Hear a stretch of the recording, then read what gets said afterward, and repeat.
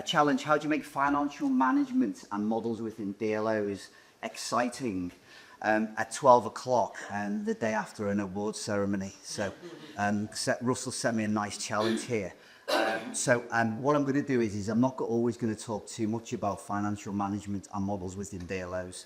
But what I'm going to talk about very much links to the concepts and the principles and the importance of good commercial management and having the right model for your organisation.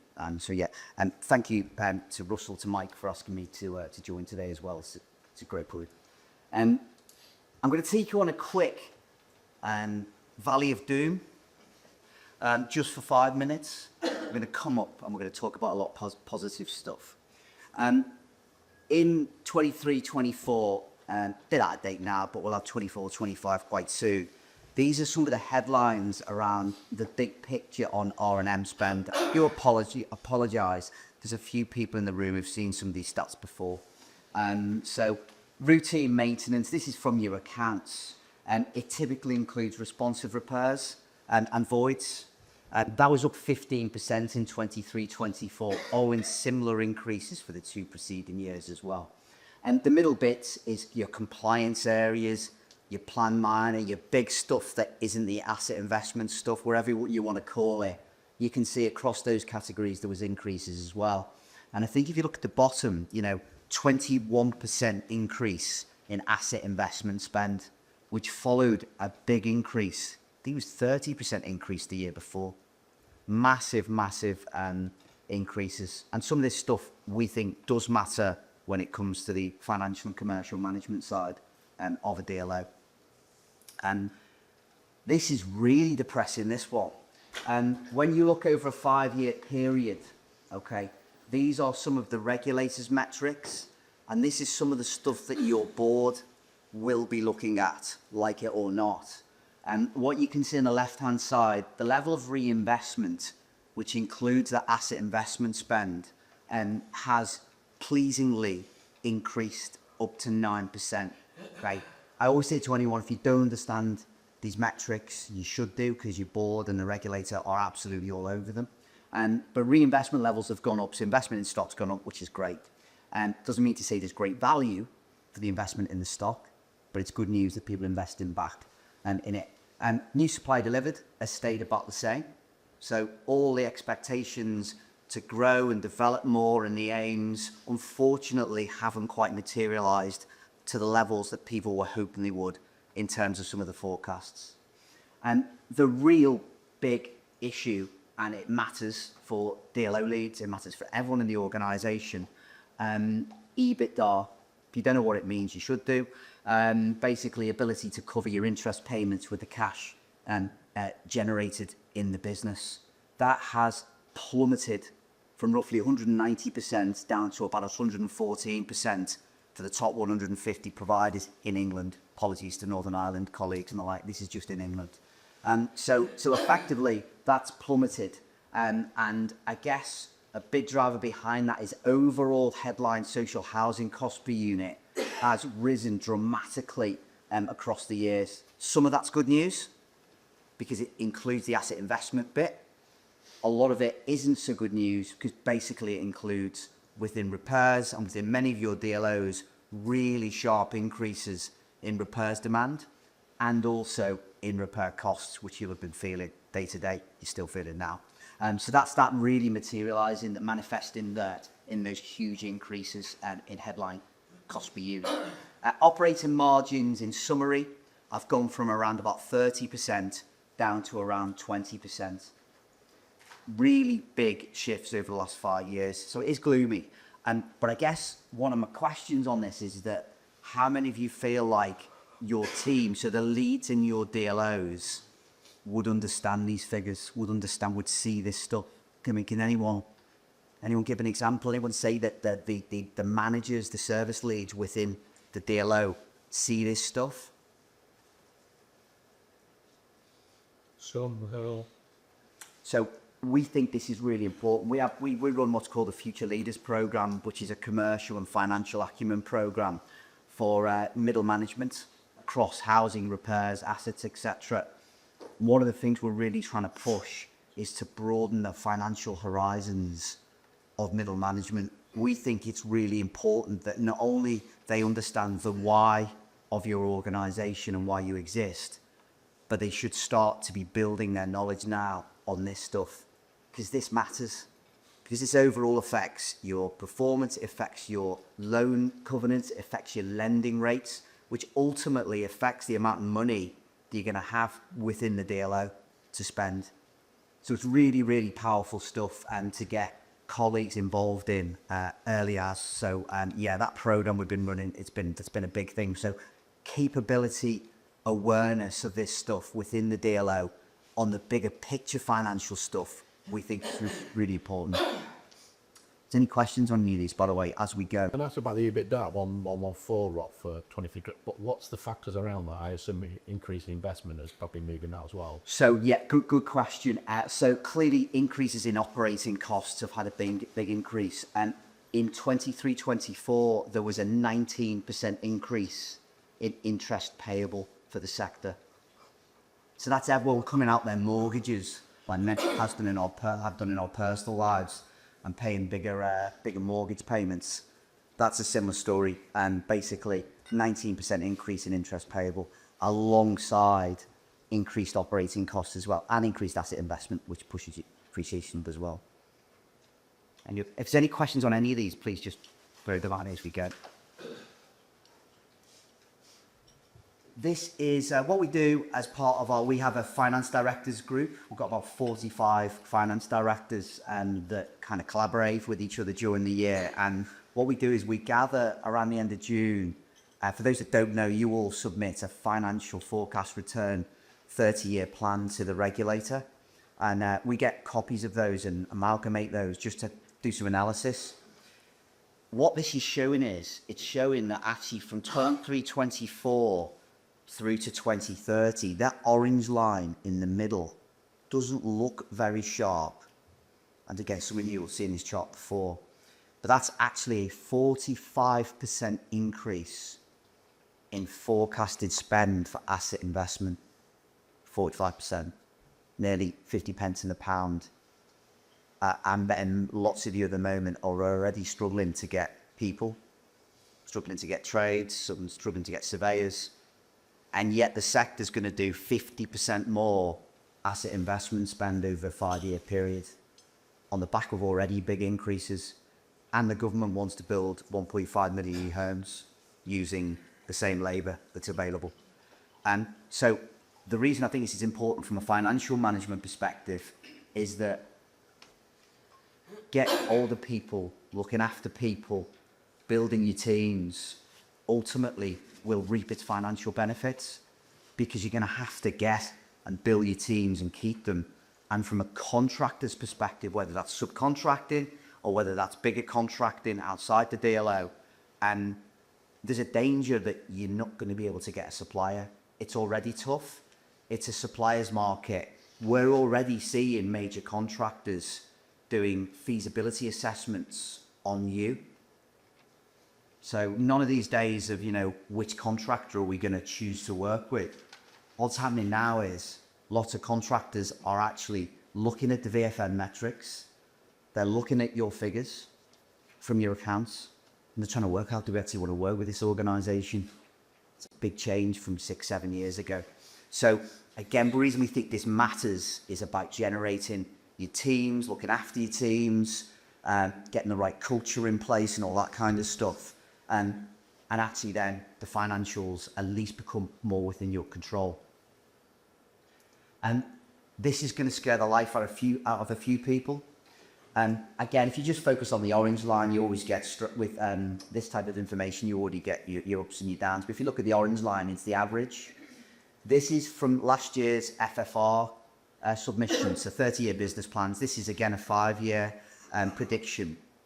And what this is saying is that actually repairs and maintenance costs per unit are going to stay the same from now on. So everything, all the uplifts that have happened previously, that's gone. They're going to remain the same. And that includes inflation. So this is saying this is 45 of the top 100 housing providers' accounts that's gone to the regulator is basically saying, yeah, it's peaked. So in real life terms, the cost per unit has peaked. So this is built into business plans. So again, the reason I think this matters for financial management of a DLO is because there's going to need to be efficiencies. There's going to need to be productivity gains. The bread and butter stuff Mike and the team were speaking about earlier, everybody's going to have to pour over everything going forwards to basically be sure that you are getting absolutely maximum value. And I know when we talk about productivity, you can't talk of that just in throughput terms. It has to include, as I'll come on to, stuff around the customer. It has to include stuff around actual rework and waste, etc. as well. Is anybody surprised by those figures? On the repairs one, I'm not, given the investment number going up as much as that do. Someone's obviously thinks that we're going to spend all this money and it'll reduce the repairs. Yeah. Steve? Does make the same point. I think if your investment goes up, probably a measure of success would be your repairs costs come down. I think that's probably just been a bit of an assumption there, isn't it? It's the holy grail of the sector. One of the holy grails of the sector, isn't it? I think if you take a step back, what I think that boards are going to want to see, and exec teams will want to see, and your CFO is going to want to see, where you are investing is that within your teams you can genuinely demonstrate that the repairs are coming down, because they should do, shouldn't they? I don't mean overall, but in particular. So if you invest in your roofing program, roofing repairs should come down. If it doesn't, well, it's illogical for a start.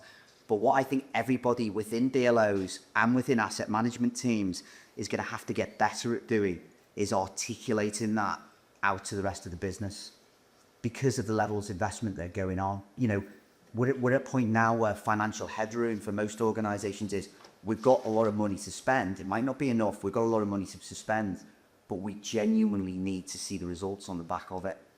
So we've got an assets and repair kind of directors group, and what's great is they're sharing pilots that they're all doing around the country, where they've been looking at some data on the back of the investment costs to see what's happening to repairs. It sounds pretty obvious, doesn't it? Everyone's been in a washing machine for the last 5 years, haven't they, getting thrown around? And this stuff's going to become more and more important. It's built into your business plans. I don't know how much this will change next year, but what I will say is your change management teams, your CFOs, your own exec directors, etc., the drive for efficiency and productivity is going to increase, because it's already baked into financial plans, even if there isn't necessarily a load of science behind it quite yet. Question, please, Rob. Yeah. Just in terms of back office costs then, say like finance, HR, what's that trajectory looking like in terms of costs increased? Good question. I nearly put that slide in, but it didn't. It looks almost different number. It looks identical to that orange line. So what it's saying is that basically back office, corporate services and everything else are also going to have to drive out. If you all want to do more for the same, more for less, you're all going to have to drive out efficiencies right across the business. So yeah, good question. And basically it's saying that R&M, revenue cost per unit, and management cost per unit have peaked for housing.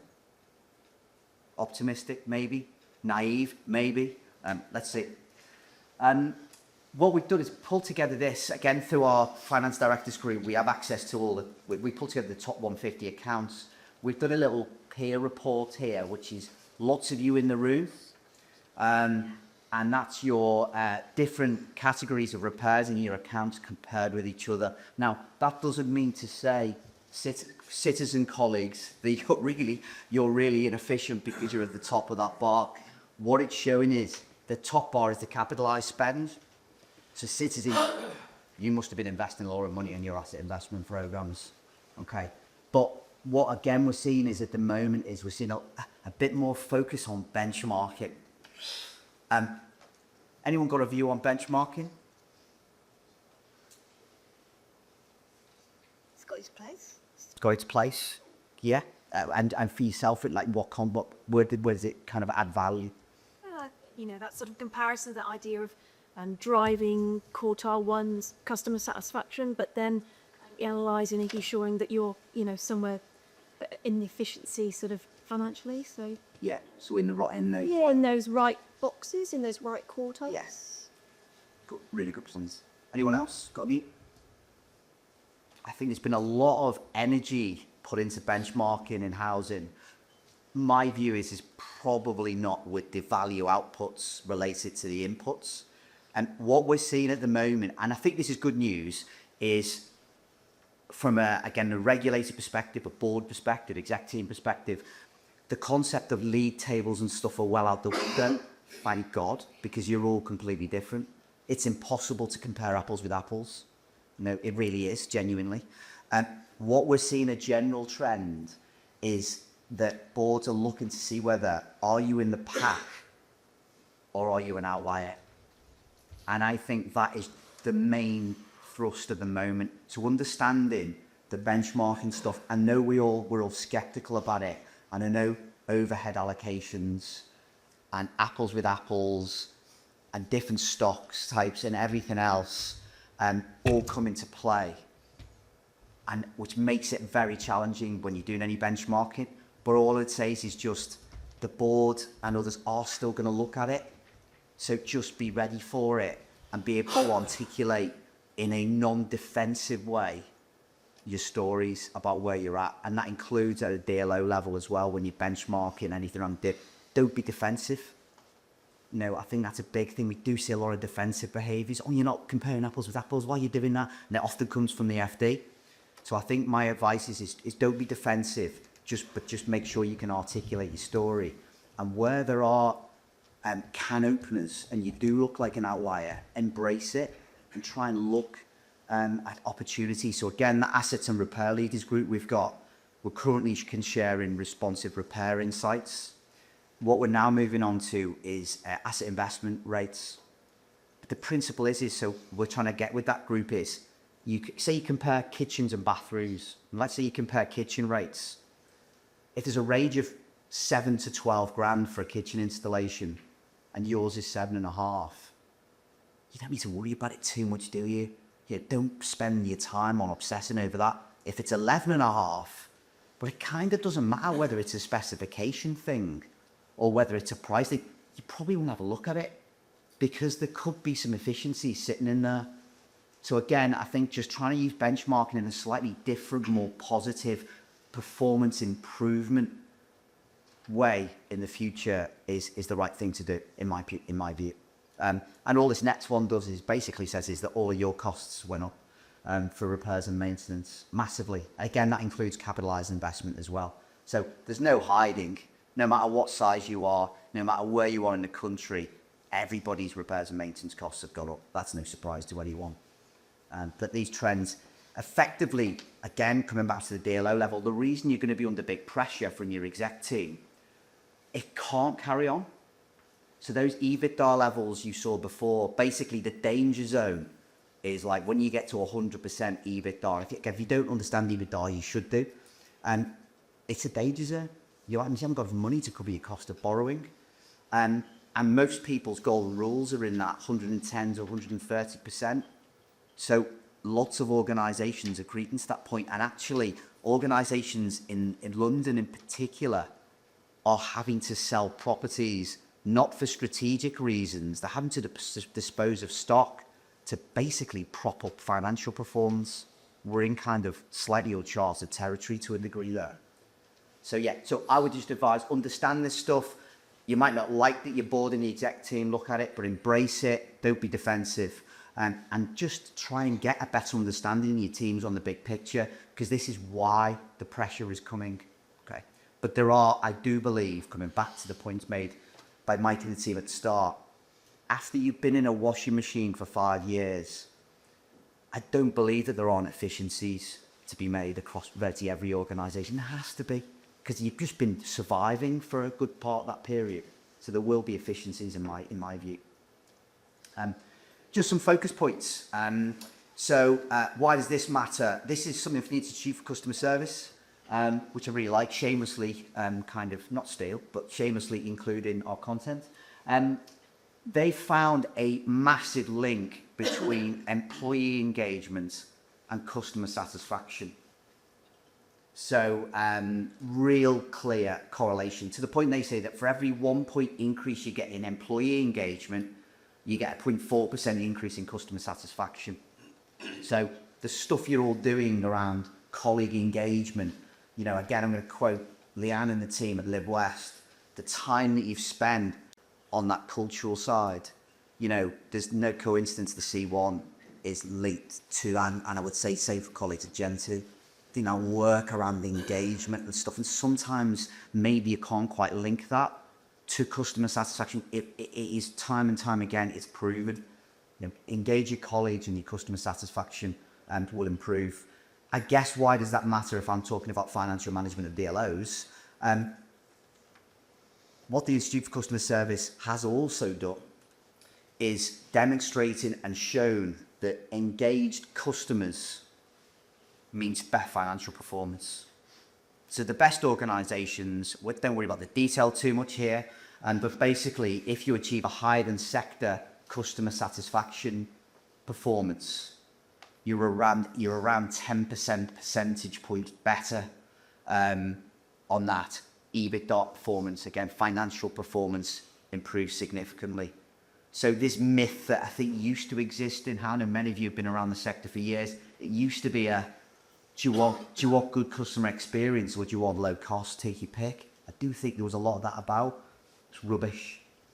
It's rubbish. So the focus on customer experience is genuinely going to be able to drive increased financial performance as long as you don't do stuff you shouldn't do, which I know a lot are doing. So you've still got to control your service standards and control what you're doing, and you've still got to manage and you've still got to be efficient and effective. But basically, there's clear links. So engaged colleagues increases the engagement with customers. More engaged customers means better financials.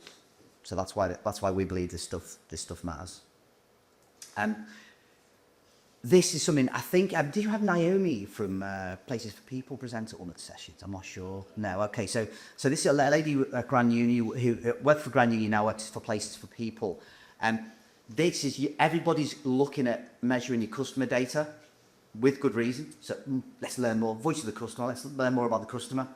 And our experience in housing previously has been lots of change programs and business improvement stuff and productivity stuff fails to take account of the customer, if we're being honest. Now, some of the stuff they've done at Grand Union and they're doing in Places for People, some other organisations have done some of this stuff as well. I love this because if you look at it, this is on the left-hand side, some categorisation they did without putting customers in buckets to look at the cognitive, mental and physical impacts of customers across their groups. You know, and they found one of the customer groups, 91% suffered from depression. 16% dyslexia, their anxiety, 60%, 80%. This is from customer data, and they've run this exercise with about 8 organisations and found very similar results, almost identical results. So, and this ties back to, I think, Mike's point earlier, which I totally agree, lots hasn't changed. You know, I totally agree with that. I think what has changed is I do think the challenges that your customers are facing has become increasingly difficult. But if you look at this, you know, using those same categories, and if you look at the right-hand one, it's I think they call like a nurture category, and 83% of those people find it difficult to make a phone call. 68% have difficulty understanding letters. So the days of the one-size-fits-all process should really be gone.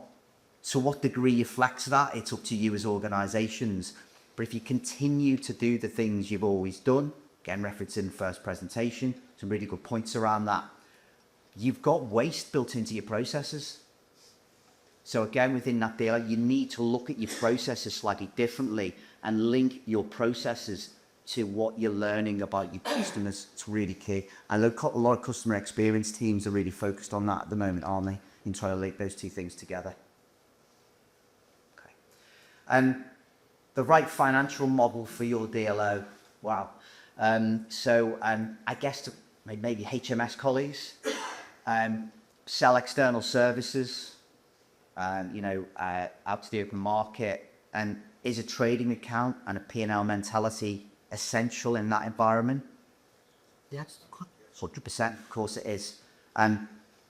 Is a trading account essential and the right thing for a DLO? That's an emotive subject. I think it depends on the organisation. I have a personal view, and it is only a personal view. The data that you collect through having those mechanisms is invaluable. And what we have seen, and working with some organisations in the past, is it can reach the point where it starts to kill you though. So profit, Phil and I were chatting before, profit versus cost.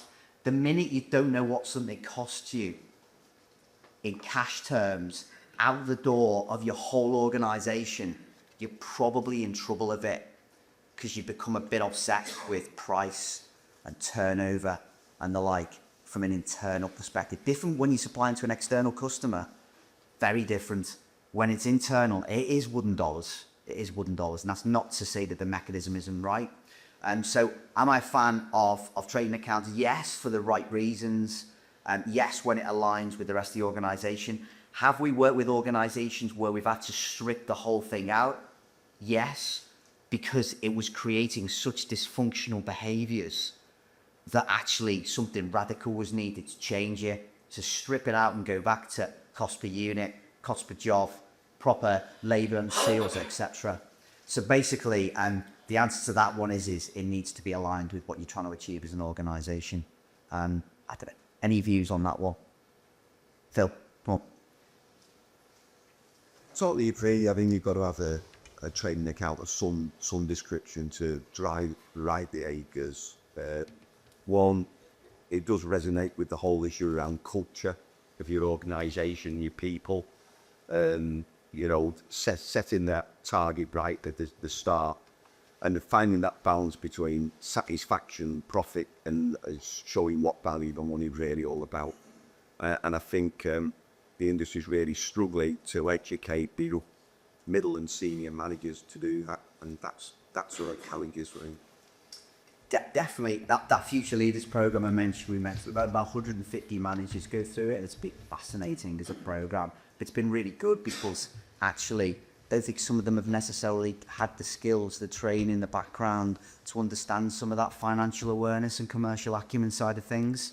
You know, they do get obsessed with profit because that's the mechanism that they've been introduced to, and without the context of cash out the door.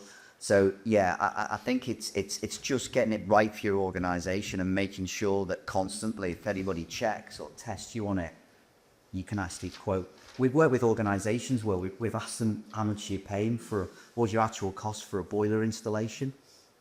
Wow.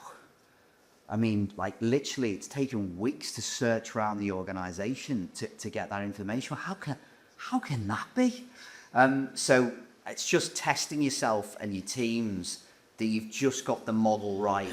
And I think, as Phil said, that it aligns. And for me, good old balanced scorecard approaches, customer satisfaction, TSMs, delivery metrics, financial metrics, balance is definitely the key. And I believe that should be an operative level.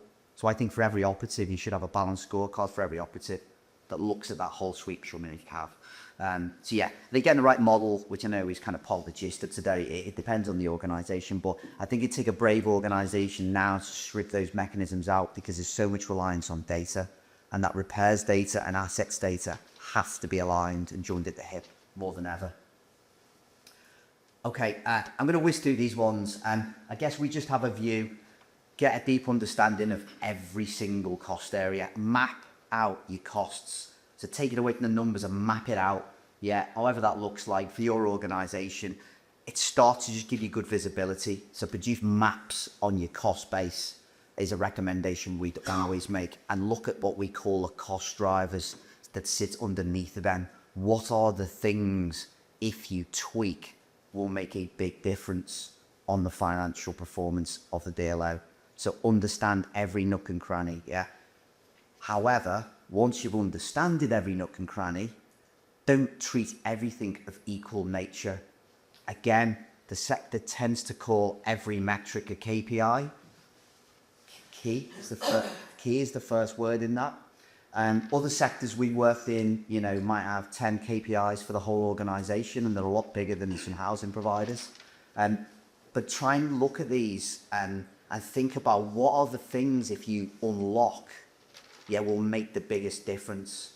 So, for example, an organisation we were working with, they were going through a major heating program at the time, okay? For them, in that year, if they were able to engineer some savings on the cost of a heating system, it yielded literally millions of pounds. So don't treat every financial KPI the same every year. Get away from just operating to budget. Did we achieve budget?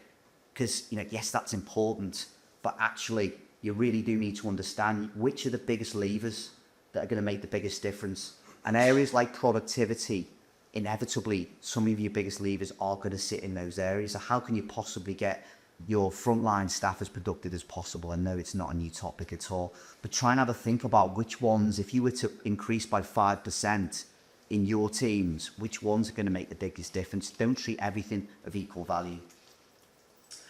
I thought I'd try and win the competition for the cheesiest line of the day.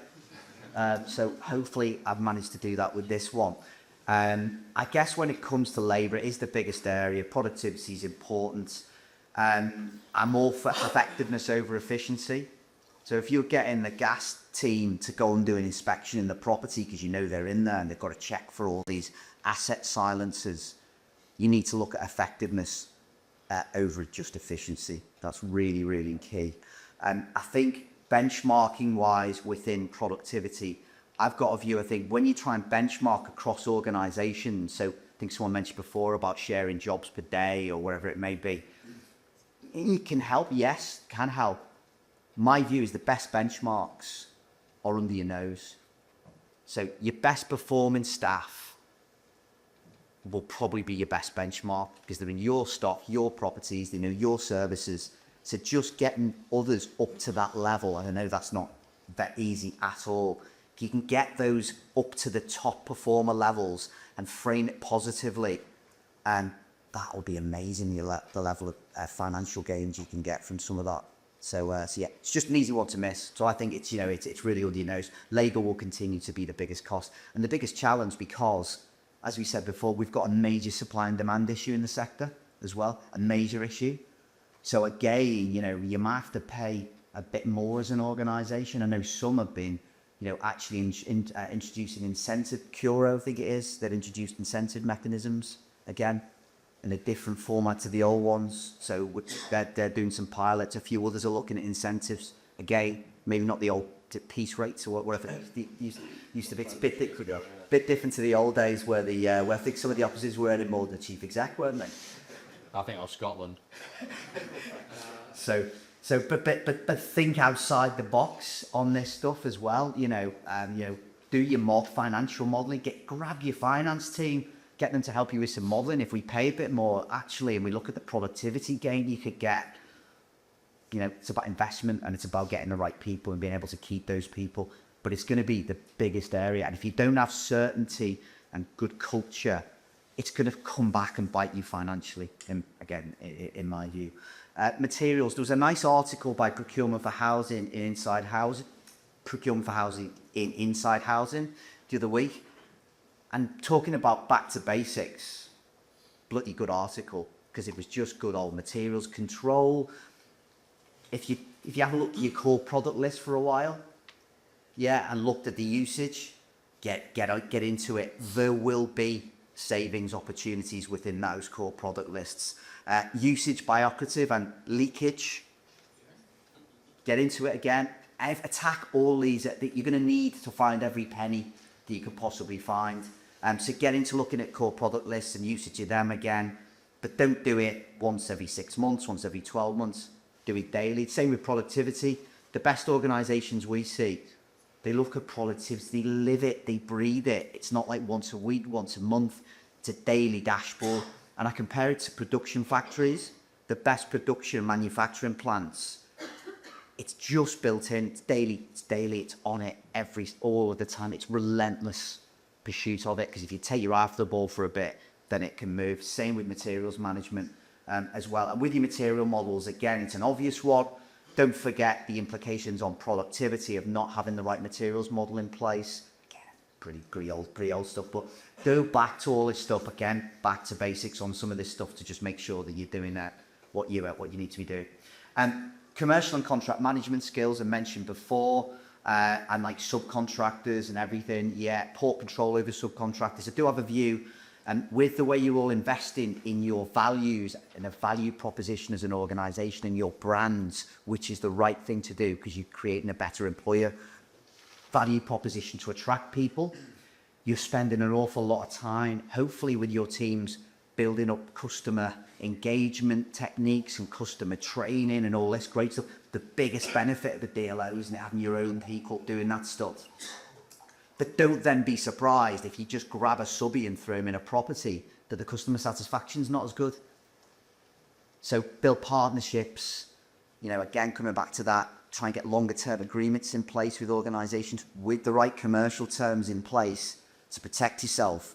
But definitely longevity is going to be the key, I think, with all of those. And just get the commercial and contract management skills.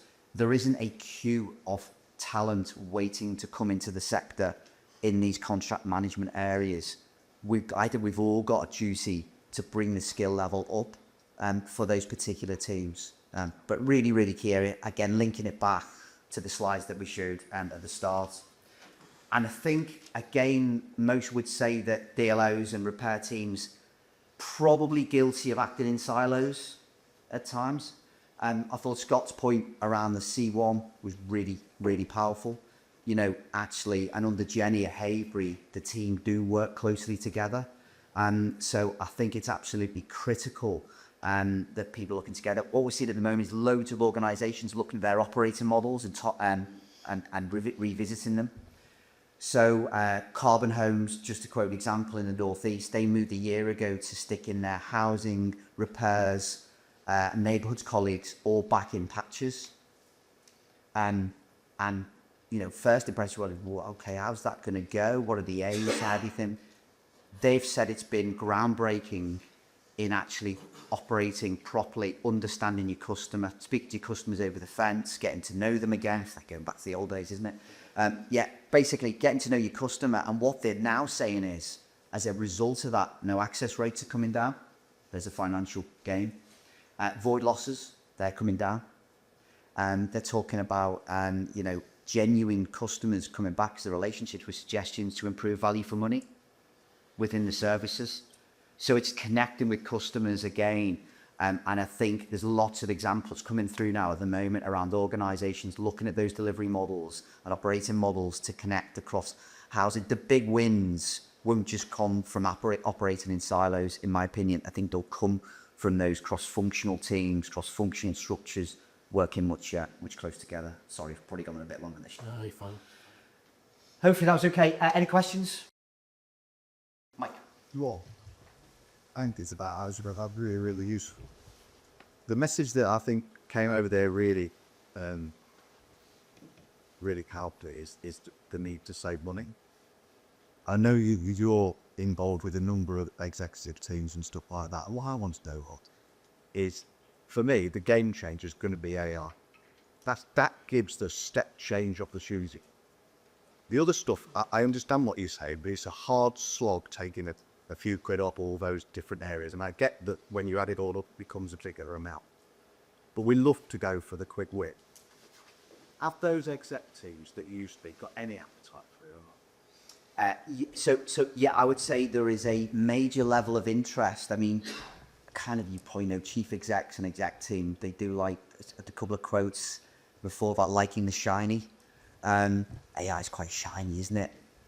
So yeah, what we're seeing at the moment is that exec teams are grappling with is how do we let teams have a play, and how do we let them try and innovate, but keep the guardrails up. And I think someone, again, apologies to Andy earlier, might have mentioned about kind of, you know, where you couldn't use it, it might have been Richard, an AI tool for taking meeting notes, which are brilliant, by the way, is actually you weren't allowed to use them. So I think what we're seeing at the moment is a exec team all interested in AI. I think a big understanding that it is going to be, I think it's going to be essential. So to bridge the productivity gap overall, I think for society, it's going to be essential.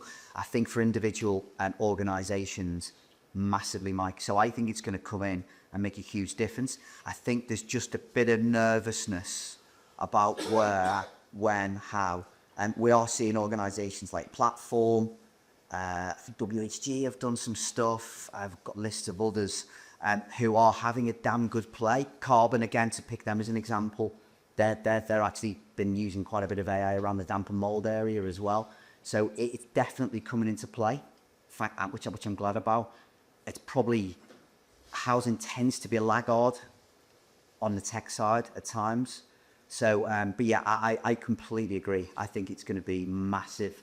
And I think where AI will really benefit, though, is that people have got their onions and the ducks in a row on the basic stuff. And I know the obvious point is understanding your data. So I think understanding your customers, understanding your asset data, and which the sector has woken up to a large degree last 3, 4, 5 years, I think it's a great precursor and planning phase. And as is the bread and butter stuff for the utilisation of AI. But it's going to be massive. Definitely, we're all trying to figure out to what degree at the moment, aren't we? Great question. Phil? A great presentation, Rob. I still think there's a bit of an elephant in the room regarding stock condition surveys. You know, we're being forced by the regulator now to do them every 5 years. Just talking to colleagues this morning, and that only sees what we knew already. And many organisations put that on the back burner instead of spending all the money. I think the next phase of that is that organisations are going to bend the rules a little bit on lifespans because it's the only way to balance the books. Great. And I think that it resonates in some of your graphs today and those projections going forward because they're not real. You know, I mean, I started in the sector when roof lifespans were 50 years and they're now 75 years. You know, people are pushing kitchens and bathrooms out 20 years plus, but I don't think many's going past 12. And I think that even the rates, the point you made today, we haven't even got the sector that knows how much it costs for a boiler. So is that boiler cost in that business plan the right number? So I think that's still an elephant in the room. And I think there's too many people hiding behind it. And I think it's going to squash all these figures at the end of the day. Yeah, again, I think brilliant point, Phil. And I think what we think the most intelligent organisations will do will be have much stronger dotted lines between the 30-year financial plans and operational plans and asset plans and business change plans as well. You know, lots of you are spending multi-million pounds on Salesforce and Dynamics and all these other systems. There isn't the cash there anymore to spend that and not get something out the other side of it.